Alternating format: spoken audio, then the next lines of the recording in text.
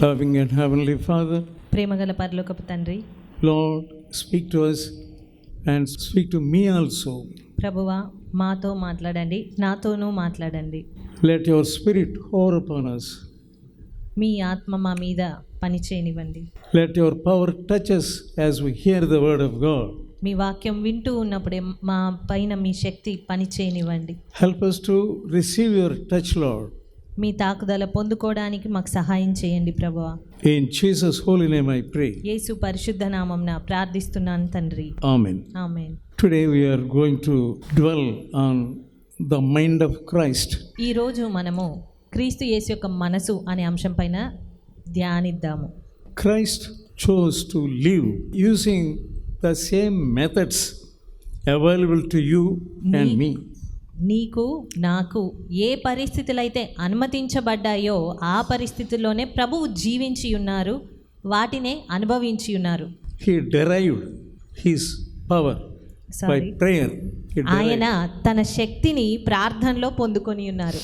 Without prayer we cannot experience his power. ప్రార్థన లేకుండా మనం ఆయన శక్తిని అనుభవించలేము. Many people without prayer they want to do something in God's work. చాలామంది ప్రార్థన లేకుండానే దేవుని పనిలో ఏదో చెయ్యాలి అని అనుకుంటూ ఉంటారు. But main thing is to have power of God. కానీ ప్రాముఖ్యమైనది దేవుని శక్తి కలిగి ఉండడమే. You must have prayer. నీవు ఖచ్చితంగా ప్రార్థన కలిగి ఉండాలి. After I was converted, నేను మారు మనసు పొందిన తర్వాత God gave me this attitude of prayer. దేవుడు నాకు ఈ ప్రార్థన వైఖరిని అనుగ్రహించారు. And I used to go alone. అదే రీతిగా నేను ఒంటరిగా వెళ్ళేవాడను. And I used to spend hours together in prayer. గంటల తరబడి ప్రార్థనలో గడిపేవాడను. And later on, he taught me how to pray the whole day. ఆ తర్వాత ఆయన దినమంతా కూడా ప్రార్థించడం ఎలా అనేది నాకు నేర్పించారు. And after some time, ఆ తర్వాత కొంతకాలానికి he taught me to pray not only one day, but 2 days, 3 days, or 4 days. Like that, he taught me prayer. ఆ తర్వాత దినాల్లో మరి ఒక దినం మాత్రమే కాదు కానీ 2, 3, 4 దినాలు అలాగా ప్రార్థించడము ప్రభువు నేర్పించారు. So, a believer should know the power of prayer. కాబట్టి ఒక విశ్వాసి ప్రార్థన యొక్క శక్తిని తెలుసుకోవాలి. Jesus, యేసు ప్రభువు before he multiplied loaves and fishes, he prayed.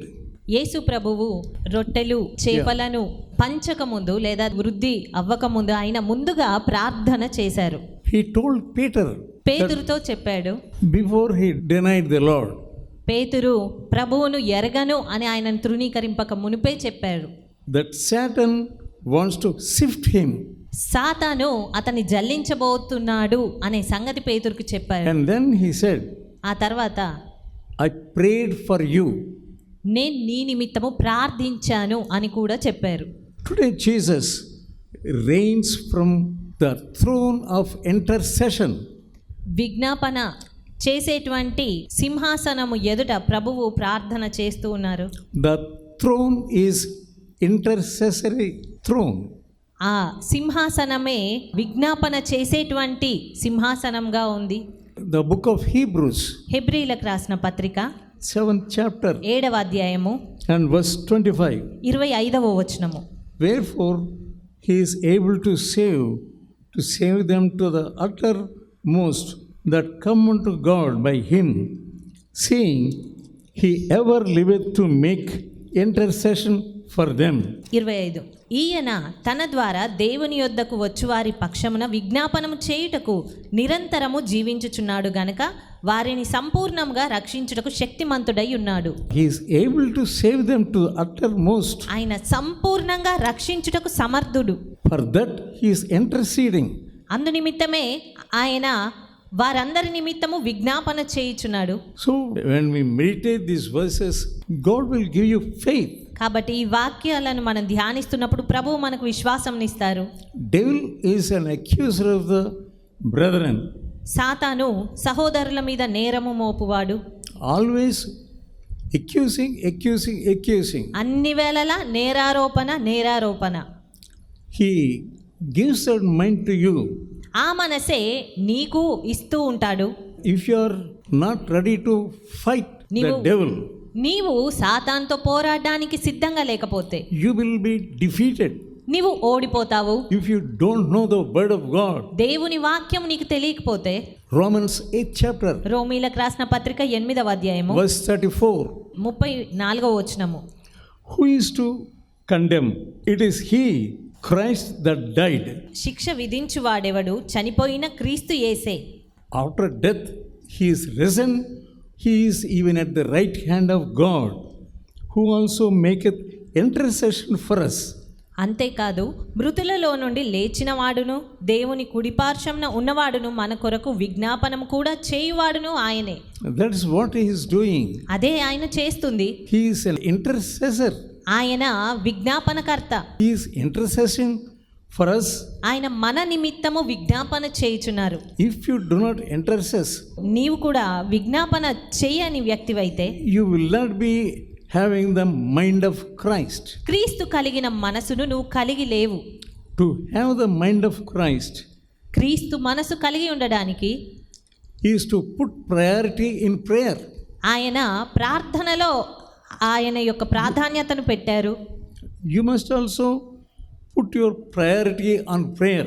మరి నీవు కూడా ప్రార్థనకి ప్రాధాన్యతనిచ్చేవాడవుగా ఉండాలి.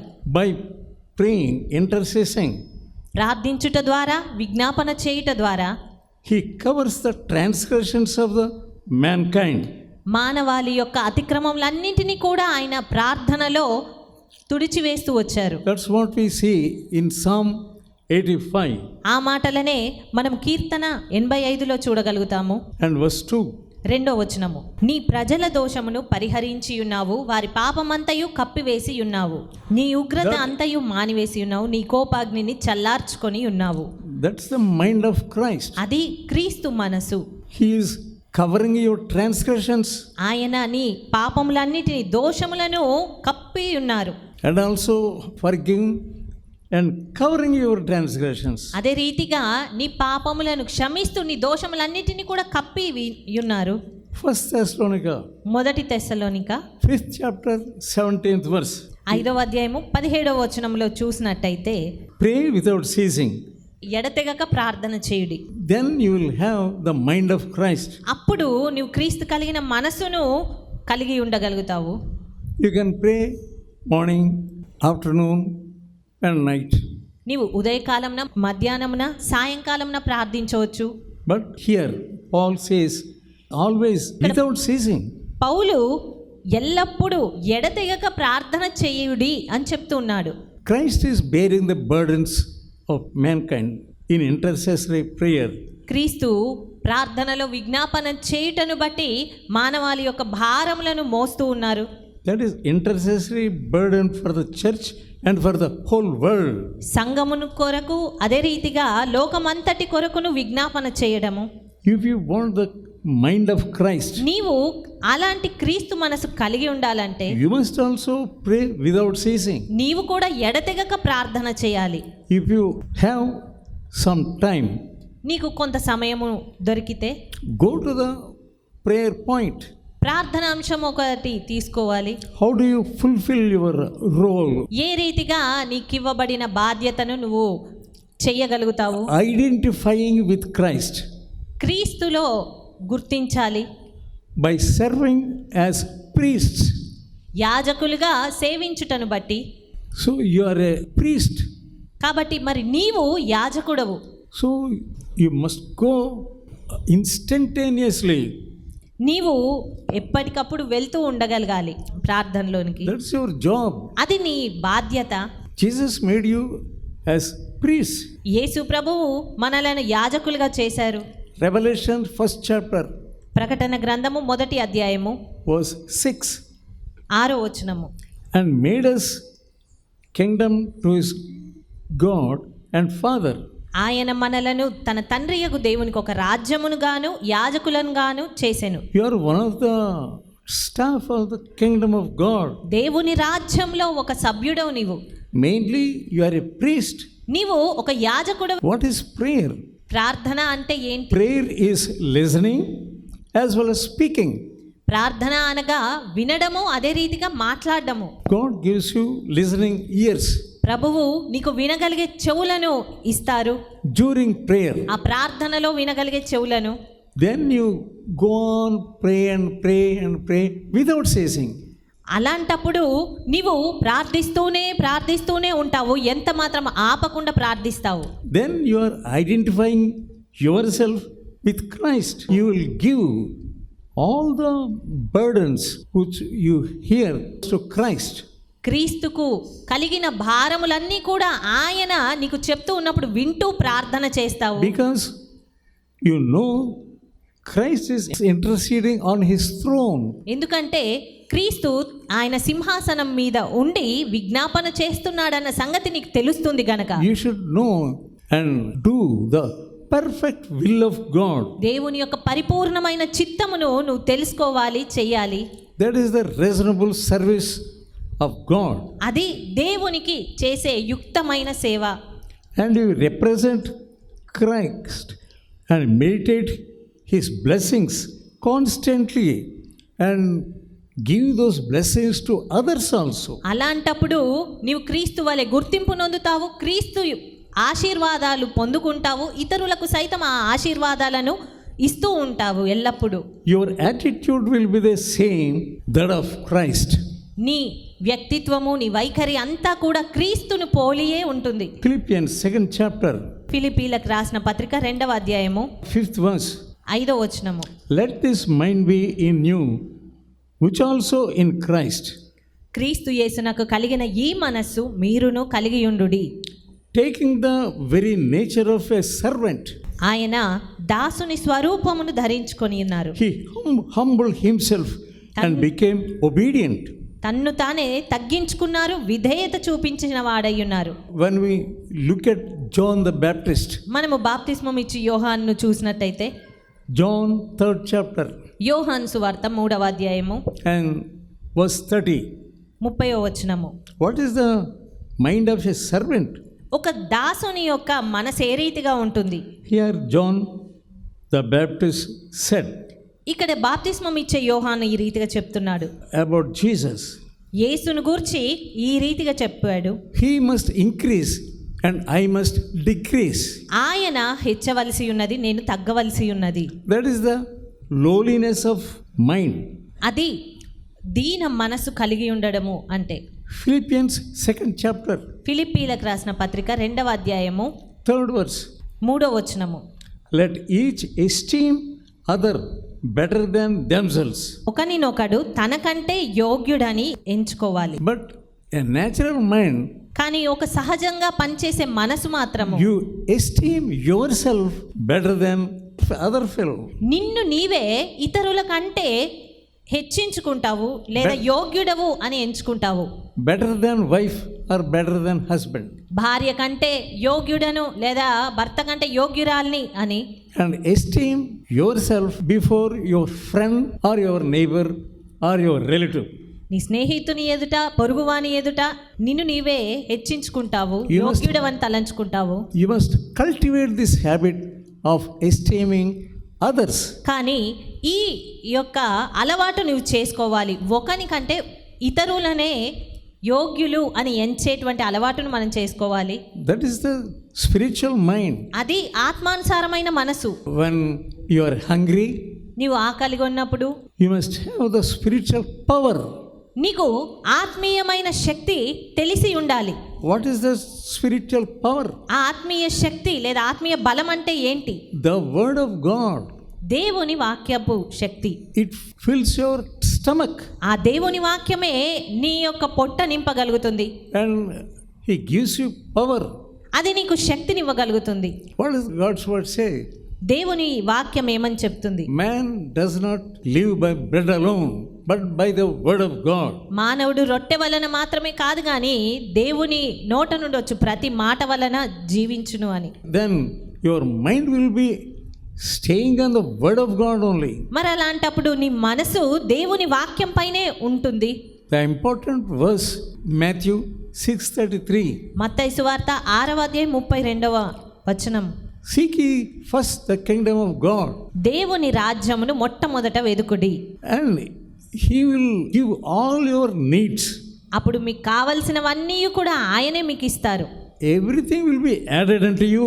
అన్నీ కూడా మీకు అనుగ్రహింపబడతాయి. If you have the mind of Christ, క్రీస్తు కలిగిన మనసును కలిగి ఉంటే you will have the guidance of God. దేవుని నడిపింపు నువ్వు కలిగి ఉంటావు. St. Mark 8th chapter and verse 36. Mark సువార్త 8వ అధ్యాయం 36వ వచనము. If you are always thinking about gaining in this world and get profits, ఈ లోకంలో మరి అన్ని వేళలా నీవు ఏదో సంపాదించాలి లేదా లాభం పొందుకోవాలి అనే తలంపులతోటే ఉంటే, what does the word of God say?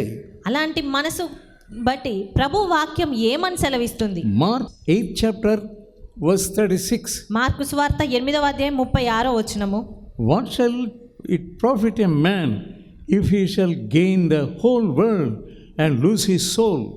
ఒకడు సర్వలోకమును సంపాదించుకొని తన ప్రాణమును పోగొట్టుకొనుట వానికేమి ప్రయోజనము? Believers, sadly, they fall into this pit. విశ్వాసులైన వారు ఈ గొయ్యిలోనికి పడిపోతూ ఉన్నారు. అదెంతో విచారకరము. Without knowing, వారికి తెలియకుండానే they fall into earthly things. భూ సంబంధమైన వాటి విషయమై వారు పడిపోతూ ఉన్నారు. Those things will fade away. ఆ విషయాలన్నీ కూడా కనుమరుగైపోతాయి. But the soul lives forever. అయితే ఆత్మ అన్ని వేళలా జీవించును, నిరంతరము జీవించును. A Christian is a citizen of heaven. ఒక క్రైస్తవుడు పరలోక పౌరుడు. What is the use of investing your time and energy for temporary things? మరి అలాంటప్పుడు నీ సమయాన్ని, నీ సమస్తమును లేదా శక్తిని ఈ తాత్కాలికమైన వాటి కొరకు వినియోగించుట వల్ల ప్రయోజనం ఏంటి? Rather investing in the eternal blessing and rewards. నిత్య జీవమును గూర్చిన ఆశీర్వాదాలు, బహుమానాల మీద దృష్టి ఉంచడానికి బదులుగా వీటిపైన హెచ్చించి ప్రయోజనం ఏంటి? If you are a worldly person, ఒకవేళ నీవే లోకానుసారమైన వ్యక్తివైతే always you will be thinking, అన్ని వేళలా నీవు ఆలోచిస్తావు, I must get up and also in the world I must be great. నేను పైకి రావాలి, ఈ లోకంలో నేను గొప్ప వ్యక్తిగా ఉండాలి అని. That's not the mind of Christ. కానీ క్రీస్తు మనసు అది కాదు. That's why you must always meditating on the life of Christ. అందు నిమిత్తమే అన్ని వేళలా నీవు క్రీస్తు యొక్క జీవితాన్ని ధ్యానిస్తూ ఉండాలి. 1 Corinthians 3rd chapter 1 కొరింథీ 3వ అధ్యాయము and verse 12. 12వ వచనము. Now if any man build upon his foundation gold, silver, precious stones, wood, hay and stubble. ఎవడైనను ఈ పునాది మీద బంగారము, వెండి, వెలగల రాళ్ళు, కర్ర, గడ్డి, కొయ్యకాలు మొదలైన వాటితో కట్టిన ఎడల, precious stones, ఇక్కడ వెలగల రాళ్ళు అని చెప్పబడ్డాయి. gold, బంగారము, silver, వెండి, your holiness counts. నీ పరిశుద్ధత అనేది పరిగణించబడుతుంది. But if you lay your foundation like wood, hay and stubble, అలా కాకుండా మరి నీవు నీ పునాదిని ఏ గడ్డి, కొయ్యకాలు, కర్రతో వేస్తే, that is not my word but the word of God. అలా నేను చెప్పట్లేదు కానీ దేవుని వాక్యమే సెలవిస్తుంది. Every man's work shall be made manifest, for the day shall declare it. వాని వాని పని కనబడును, ఆ దినము దానిని తేటపరచును. Because it shall be revealed by fire. అది అగ్ని చేత బయలుపరచబడును, మరియు వాని వాని పని ఎట్టిదో దాన్ని అగ్నియే పరీక్షించును. And the fire shall try every man's work, what sort it is. వాని వాని పని ఎట్టిదో దానిని అగ్నియే పరీక్షించును. Are you laying your foundation on straw or gold? మరి నీవు నీ పునాదిని గడ్డి మీద వేస్తున్నావా లేదా బంగారం మీద వేస్తున్నావా? 1 Corinthians 2nd chapter 1 కొరింథీ 2వ అధ్యాయము 15th verse. 15వ వచనము. The spiritual person judges all things, yet he himself is judge of no man. ఆత్మ సంబంధి అయిన వాడు అన్నిటినీ వివేచించును గాని అతడెవని చేతనైనను వివేచింపబడడు. 16th verse. 16వ వచనము. For who hath known the mind of the Lord, that he may instruct him? ప్రభువు మనస్సును ఎరిగి ఆయనకు బోధింపగలవాడెవడు? But we have the mind of Christ. మనమైతే క్రీస్తు మనస్సు కలిగిన వారము. We make judgments. We must be very careful in making decisions also. మనము తీర్పు తీర్చగలము. అదే సమయంలో మనం తీసుకునే నిర్ణయాల విషయాల్లో కూడా ఎంతో జాగ్రత్తగా కలిగి ఉండాలి. Let's go on to Colossians 3rd chapter కొలస్సీలకు రాసిన పత్రిక 3వ అధ్యాయం చూద్దాము. and verse 1. మొదటి వచనము. మీరు క్రీస్తుతో కూడా లేపబడిన వారైతే పైనున్న వాటినే వెదకుడి, అక్కడ క్రీస్తు దేవుని కుడిపార్శ్వమున కూర్చుండి ఉన్నాడు. He is sitting on the right hand of God. ఆయన దేవుని కుడిపార్శ్వమున కూర్చొని ఉన్నారు. So meditate on that sight. కాబట్టి ఆ దృశ్యాన్ని గురించి ధ్యానించండి. One day we have to go there. ఒక దినం మనం అక్కడికి వెళ్ళాలి. What will you say if you just gather hay and stubble and so on? ఒకవేళ గడ్డి కొయ్యకాలు వీటన్నిటిని సమకూర్చుకున్నట్లయితే అక్కడికి వెళ్ళినప్పుడు మనం ఏమని చెప్పగలము? You will feel ashamed. అప్పుడు సిగ్గుపడతాము. Second verse. Set your affection on things above, not on the things on earth. పైనున్న వాటి మీదనే గాని భూ సంబంధమైన వాటి మీద మనసు పెట్టుకొనకుడి. You value the goodwill and good opinion of others. సద్భావము కలిగి ఉండాలి ఇతరుల ఎడల. A spiritual person put all these things in their original places. ఒక ఆత్మ సంబంధమైన వ్యక్తి తన ప్రతి పరిస్థితిలో వీటిని తీసుకోగలుగుతాడు, పాటించగలుగుతాడు. Colossians 3rd chapter కొలస్సీలకు రాసిన పత్రిక 3వ అధ్యాయము 15th verse. 15వ వచనము. Paul says, let peace of Christ rule in your hearts. క్రీస్తు అనుగ్రహించు సమాధానము మీ హృదయములలో ఏలుచుండనీయుడి. 12th verse. 12వ వచనము. Put on therefore as elect of God, holy and beloved, bowels of mercies, kindness, humbleness of mind, meekness, long suffering of mind. కాగా దేవుని చేత ఏర్పరచబడిన వారును పరిశుద్ధులను ప్రియులనైన వారికి తగినట్లు మీరు జాలిగల మనస్సును, దయాలుత్వమును, వినయమును, సాత్వికమును, దీర్ఘశాంతమును ధరించుకొనుడి. 13th verse. 13వ వచనము. Forbearing one another and forgiving one another. And if any man have a quarrel against any, even as Christ forgave you, you also forgive. ఎవడైనను తనకు హాని చేసెనని ఒకడు అనుకొనిన ఎడల ఒకనినొకడు సహించుచు ఒకనినొకడు క్షమించుడి. ప్రభువు మిమ్మును క్షమించిన లాగున మీరును క్షమించుడి. Make it a daily choice, like putting on clothes. వీటన్నిటిపైన పరిపూర్ణతకు అనుబంధమైన ప్రేమను ధరించుకొనుడి. What is the daily choice? We stand at before the cupboard and choose what dress we must wear. ప్రతిదినము నించొని మనము ఏ వస్త్రాలు ధరించాలి అని ఆలోచిస్తూ ఉంటాము. Likewise, a believer chooses compassion అదే రీతిగా and kindness. విశ్వాసి అయిన వాడు ప్రతిదినము దయను, Compassion means deep care for others. కనికరమును, దయను ఎంచుకోవాలి ధరించుకోవడానికి. ఆ Kindness, కనికరము అనగా ఇతరుల ఎడల దయ చూపించడము. kindness is good deeds and gentle words. ఆ కనికరం పడడము అనేది మంచి కార్యములు చేయడము, అదే రీతిగా సాత్వికంతో కూడినదిగా కార్యాలు ఉండడం అనేది చూపిస్తుంది. As you select your dress every day, ప్రతి దినము నువ్వు వేసుకునే డ్రెస్ నువ్వు సెలెక్ట్ చేసుకున్న రీతిగా, and God's Spirit tells you what to wear this day. దేవుని ఆత్మ నీకు బోధిస్తాడు ఈ దినము నువ్వు వేటిని ధరించుకోవాలి అని. That is spiritual dress. అది ఆత్మ సంబంధమైన వస్త్రము. Clothes are very important. వస్త్రములు ఎంతో ప్రాముఖ్యమైనవి. Your dress will tell your economy. నీ వస్త్రమే నువ్వు కలిగి ఉన్న ఆర్థిక పరిస్థితిని సూచిస్తుంది. When others look at your dress, ఇతరులు నీ వస్త్రమును చూసినప్పుడు immediately they will come to know what type of person you are. వెంటనే ఎలాంటి వ్యక్తివి నువ్వు అయ్యుండొచ్చు అనేది ఒక అవగాహనలోనికి వస్తారు. They reveal your image. వారు నిన్ను గూర్చి కొంత భావము లేదా ఊహ కలిగి ఉంటారు. We all want to dress in a way that is appreciated. మనమందరము కూడా ఇతరులు బాగుంది అని చెప్పేటువంటి వస్త్రములని ఎన్నుకుంటాము. If you are going for a big job in a corporate world, ఈ కార్పొరేట్ లోకంలో పెద్ద ఉద్యోగానికి వెళ్తే so you must be ready with the educational credentials, but you want to be interview, dress as you please with t-shirt and shabby dress. అలాంటి సంస్థ యొక్క ఇంటర్వ్యూకి వెళ్ళినప్పుడు నీవు విద్యా సంబంధమైన విషయాలు వాటికి సంబంధించినవన్నీ కలిగి ఉండటంతో పాటు ఒకవేళ నీ ఇష్టానుసారమైన డ్రెస్లో గనక వెళ్ళినట్లయితే ఏ టీ షర్ట్ వేసుకోనో లేదో వేరే ఏదైనా you will be very careful what dress you must have. అలా ఎంత మాత్రము వెళ్ళలేరు.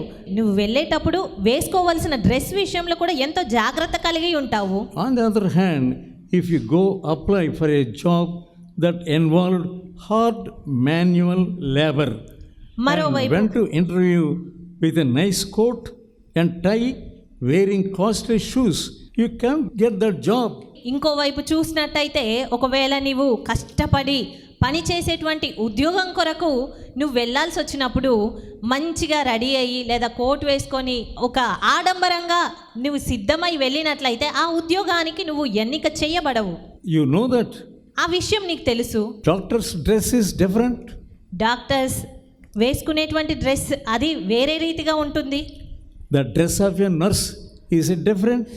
నర్స్ వేసుకునేటువంటి డ్రెస్ వేరే ఉంటుంది. The dress of a air hostess, that is different. Air hostess వేసుకునేటువంటి డ్రెస్సెస్ వేరే ఉంటాయి. We are talking about earthly dresses. మనం ఇవన్నీ కూడా భూ సంబంధమైన వస్త్రములను గూర్చి చూస్తున్నాము. Now we see the very important spiritual dress. మరి ఇప్పుడు చాలా ప్రాముఖ్యమైన ఆత్మీయ వస్త్రములను గూర్చి చూద్దాము. Yeah, that we wear for eternity. అది మనం నిత్య జీవం కొరకు వేసుకోవలసినవి. The Bible tells us about a man who was not dressed properly at wedding feast. దేవుని వాక్యము సరైన రీతిగా వస్త్రము సిద్ధపరచుకొని వ్యక్తి విందుకు వచ్చి కూర్చుండటను గూర్చి మనం చూస్తాము స్పష్టంగా. A king wanted to have a marriage feast ఒక రాజు గొప్ప పెండ్లి విందును ఏర్పాటు చేశాడు for his son. అతని కుమారుని విషయమై. And at the wedding feast, ఆ యొక్క పెండ్లి విందులో he was making rounds. అతడు అందరినీ చూస్తూ ఉన్నాడు ఆ రాజు. He came to a man. అప్పుడు ఒక వ్యక్తి యొద్దకు వచ్చాడు. What happened to your wedding garment? నీ పెండ్లి వస్త్రము ఏమైంది అని అడిగాడు. He was speechless. ఆ మాటలకు అతని జవాబు చెప్పలేకుండా ఉండిపోయాడు. So many people are not preparing themselves for the wedding feast. చాలా మంది పెండ్లి విందుకు సిద్ధపడి ఉండలేకపోతూ ఉన్నారు. In a spiritual sense, you don't know anything. మరి ఆత్మీయ సంబంధమైనటువంటి లేదా ఆత్మీయ పరిధిలో నీకు తెలిసిన వ్యక్తిగా లేదా గ్రహించుకుంటున్న వ్యక్తిగా లేవు. Then the king said to the servants, అప్పుడు ఆ రాజు అక్కడున్న దాసులతో చెప్పాడు, bind him hand and foot అతని కాళ్ళు చేతులు కట్టివేయండి and take him away and cast him into the darkness. There shall be weeping and gnashing of teeth. అతని కాళ్ళు చేతులు కట్టివేసి వెలుపటి చీకట్లో పడివేయుడి, అక్కడ ఏడుపును పండ్లు కొరుకుటయు ఉండును అని చెప్పాడు అతను. Now we see Paul addresses to the church of Colossians. మరి ఈ సమయంలో చూసినట్టయితే పౌలు కొలసీలకు ఆ సంఘానికి చెప్తూ ఉన్నాడు. 2nd chapter of Colossians and verse 8. కొలసీలకు రాసిన పత్రిక 2వ అధ్యాయం 8వ వచనము. Beware lest any man spoil you through philosophy and vain deceit, after the tradition of men, after the rudiments of the world, and not of Christ. ఆయనను అనుసరింపక మనుషుల పారంపర్యాచారమును అనగా ఈ లోక సంబంధమైన మూల పాఠములను అనుసరించి మోసకరమైన నిరర్ధక తత్వ జ్ఞానము చేత మిమ్మును చెరపట్టుకొని పోవువాడెవడైనా ఉండునేమో అని జాగ్రత్తగా ఉండుడి. 18th verse. 18వ He వచనము. says, let no one keep defrauding you of your prize. శిరస్సును హత్తుకొనని వాడెవడును మీ బహుమానమును అపహరింపనీయకుడి. God is ready with prize or reward. ప్రభువు ఇవ్వవలసిన బహుమానమును నీకు ఇవ్వడానికి సిద్ధంగా ఉన్నారు బహుమానంతో. But here it says, let no one keep defrauding you. కానీ ఇక్కడ ఎవ్వరు కూడా నిన్ను మోసగించకుండా జాగ్రత్త పడు అని This చెప్తున్నారు. instant is ready. ఈ పరిస్థితి అనేది సిద్ధంగా ఉంది. Somebody is ready to take away your reward. ఎవరో నీ బహుమానమును దొంగిలించడానికి సిద్ధంగా ఉన్నారు. He went on telling them, those false teachers creating the things which were of their own fleshly minds. మరి అలాంటి అబద్ధ బోధకులు తమ శరీర సంబంధమైన మనస్సును బట్టి ఆ రీతిగా చేస్తారు అని చెప్తున్నాడు. Now, many of the Colossians Christians, they are deceived by these false prophets. ఆ అబద్ధ ప్రవక్తలను బట్టి కొలసి సంఘంలో ఉన్న ఎందరో విశ్వాసులు మోసపోతూ ఉన్నారు. The false teachers had told Christians at Colossae they need not have Christ. వారి చెప్పిన బోధని అనుసరించిన వారు ఇక క్రీస్తు మాకు అవసరం లేదు అనే మనసుకొచ్చారు. వారు మాకు క్రీస్తు వద్దు అన్నారు. Those teachers were influenced by Greek philosophy.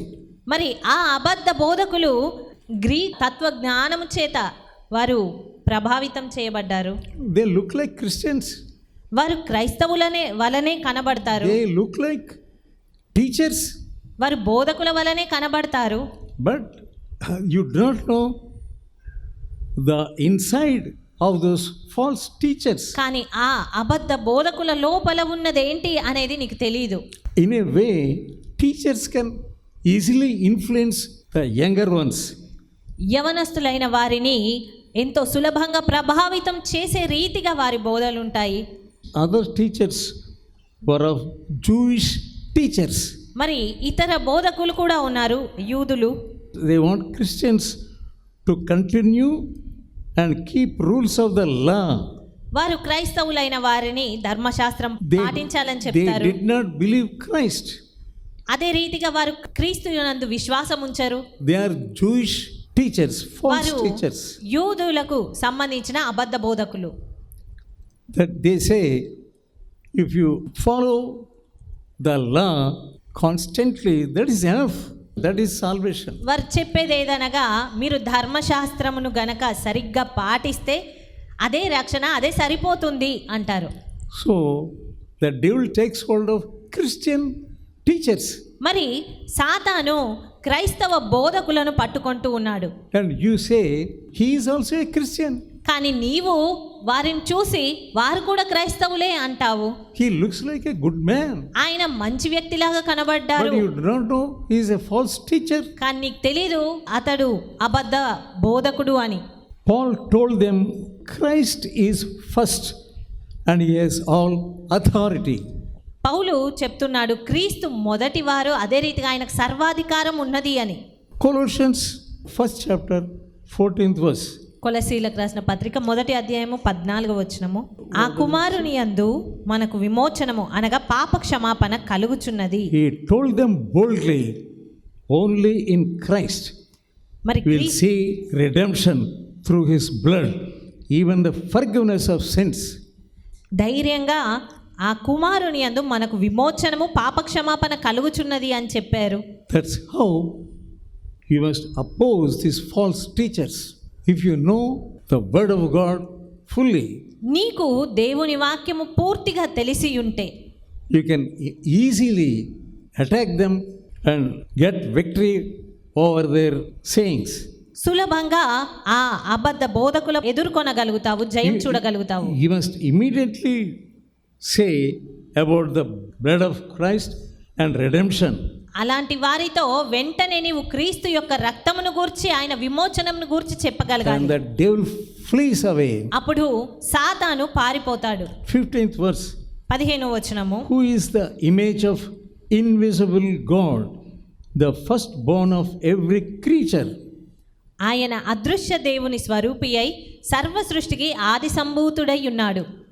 16th verse. 16వ వచనము. For by him were all things created, that are in heaven and that are in earth, visible and invisible, whether they be thrones or dominions, principalities or powers. All things were created by him and for him only. ఏలయనగా ఆకాశమందున్నవియు భూమి అందున్నవియు దృశ్యమైనవి గాని అదృశ్యమైనవి గాని అవి సింహాసనములైనను ప్రభుత్వములైనను ప్రధానులైనను అధికారములైనను సర్వమును ఆయన యందు సృజింపబడెను, సర్వమును ఆయన ద్వారాను ఆయనను బట్టియు సృజింపబడెను. 18th verse, 18వ వచనము. mainly he said, he is the head of the church. సంఘము అను శరీరమునకు ఆయనే శిరస్సు. God gave wisdom to St. Paul. దేవుడు పౌలుకు జ్ఞానమును ఇచ్చారు. That you must always crave for this wisdom. ఆ జ్ఞానము నిమిత్తమై అన్ని వేళలు నువ్వు ఆశ కలిగి ఉండాలి.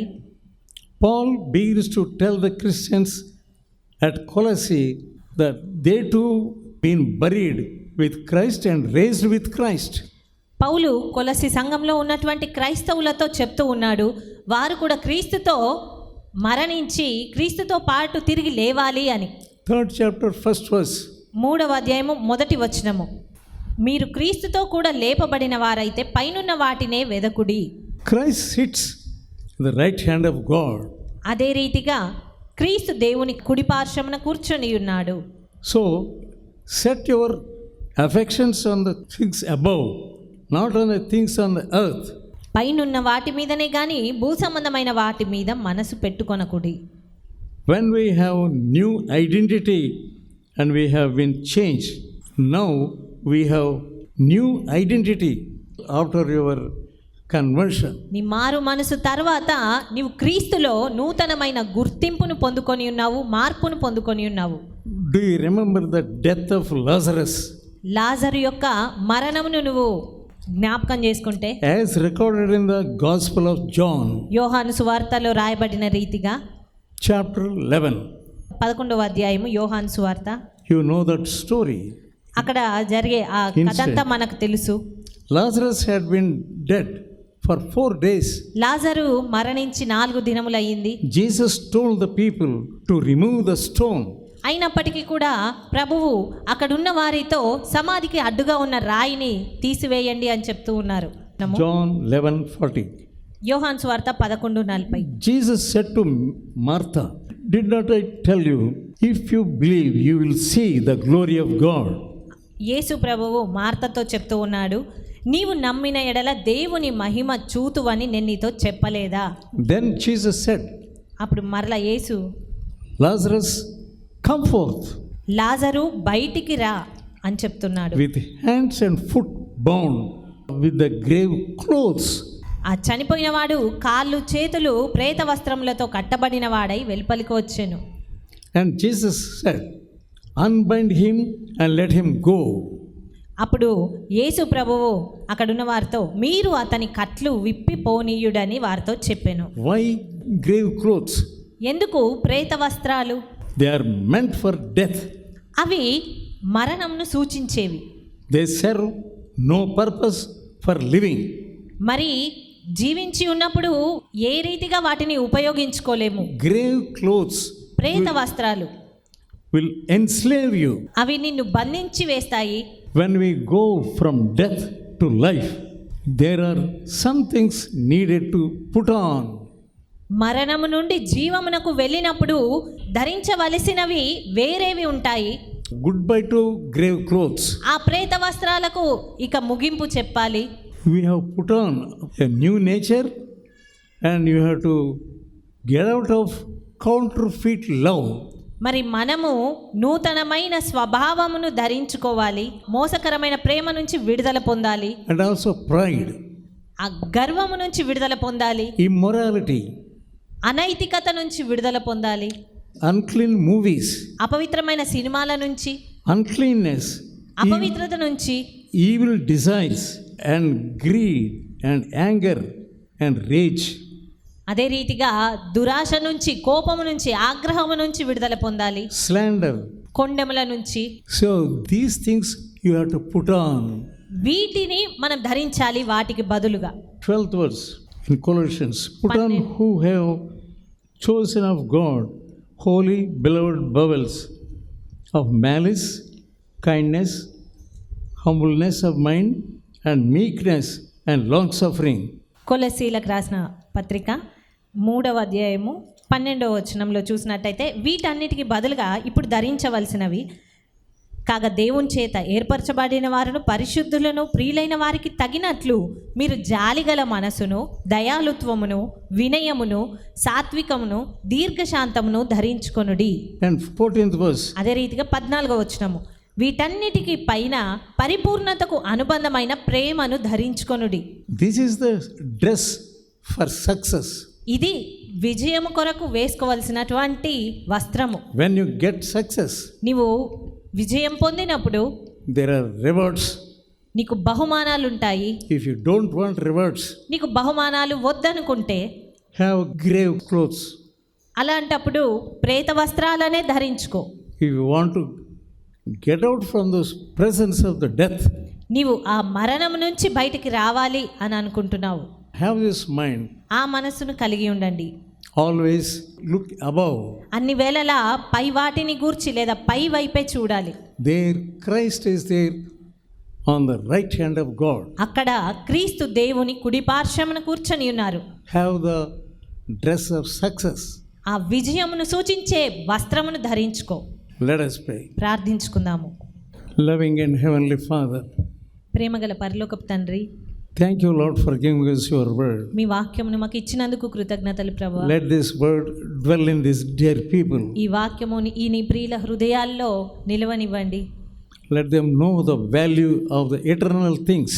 జీవ సంబంధమైనటువంటి వాటి విలువ వీరు ఎరుగులాగున సహాయం చేయండి. Make them to love you. మిమ్మల్ని ప్రేమించుటకు Love you more and more. నేర్పించండి. మరి ఎక్కువగా ప్రేమించుటకు సహాయం చేయండి. Give them wisdom, Lord. వారికి కావలసిన జ్ఞానమునివ్వండి ప్రభువా. Let the devil leave them. సాతాను వారిని విడిచిపెట్టలాగున సహాయం చేయండి. Let your Holy Spirit abide with them. నీ పరిశుద్ధాత్మ వారిలో నిలిచి ఉండనివ్వండి. In Jesus' holy name I pray. యేసు పరిశుద్ధ నామమున ప్రార్థిస్తున్నాను తండ్రి. Amen. Amen. Now may the grace of the Lord Jesus Christ, the love of God and the fellowship of the Holy Spirit may rest upon us all. Amen.